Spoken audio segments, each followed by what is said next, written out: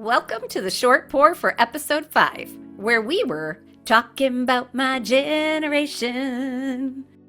In this episode, we talk about working with multiple generations in the workplace with a special focus on Gen Z. We had a very special guest for this episode, Natalie Shaheen, who is currently the head of human capital at I-80 Group. In her role, Natalie works with a lot of employees in the Gen Z generation. As a result, she's noticed certain trends that seem to be unique to them. She's also developed some tools for meeting Gen Z where they are to get the best results. But first, a quick review of the wine. So I was drinking a Soave from Italy. I know, that's a shocker. We realized halfway through the episode, however, because we were at Deborah's house, that she accidentally swapped my wine glass and her wine glass. So quite frankly, I'm not sure what I was drinking. It was my own very special white blend. But regardless, I loved it. Trish, what about you? Well, in my experience, Deborah saved me because I had picked a bottle I was super excited about, thought it'd be something very different. Turns out, not so much. So fortunately, Deb had some Mayomi Pinot Noir, which everybody knows I love. And so that was, she saved the day for me. It was delicious, and I was able to focus on all the important stuff that Natalie was sharing with us. So you loathed the first one, but loved the second one. Exactly.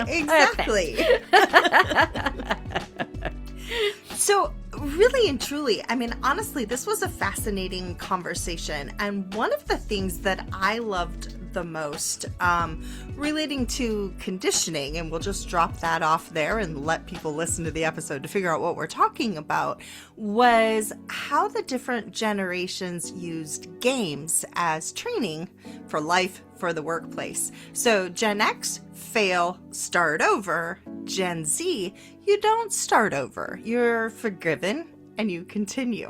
What about you, Jules? Yeah, I thought that was really interesting too.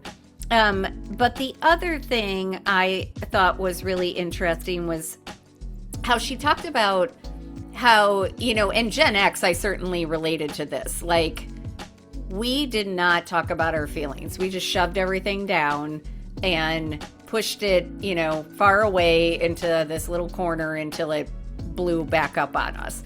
And Gen Z, while they are better at expressing their feelings, they similarly internalize a lot of the trauma and the anxiety and the feelings. So in a way, although we handle it differently, we're kind of similar in that respect. But I thought that was really interesting, especially when she related it to the gaming and how it kind of goes into that, yes, there's room for emotion in the games that are out there nowadays where, they were kind of brutal when we were growing up, like Frogger, you didn't make it across the road, you just got splatted. There was, that was it.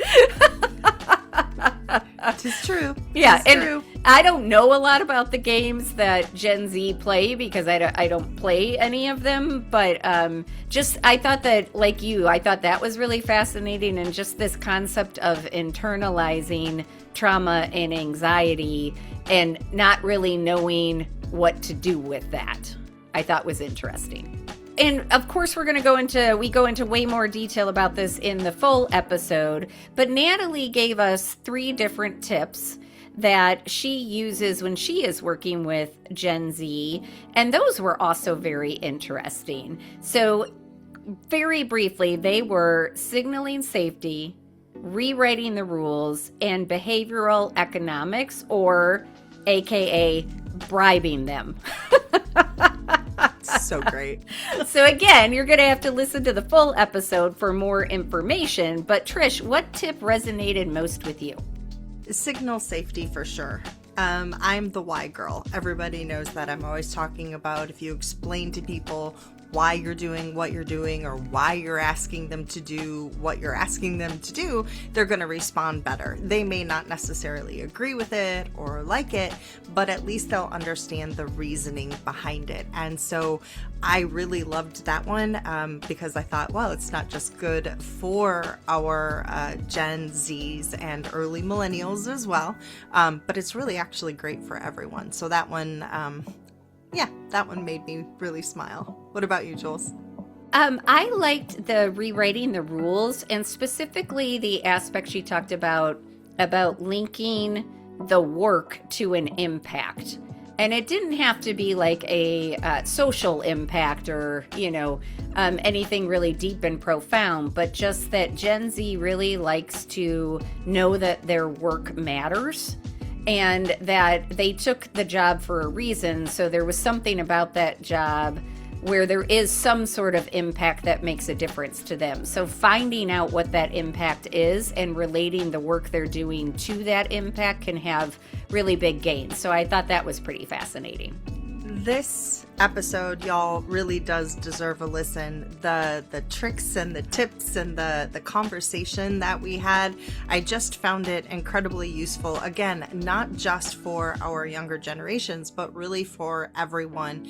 I thought she opened my eyes in a lot of ways, and I just am really excited about it. So I hope everyone tunes in, subscribes, follows us, and we'll see you soon. Cheers! Cheers!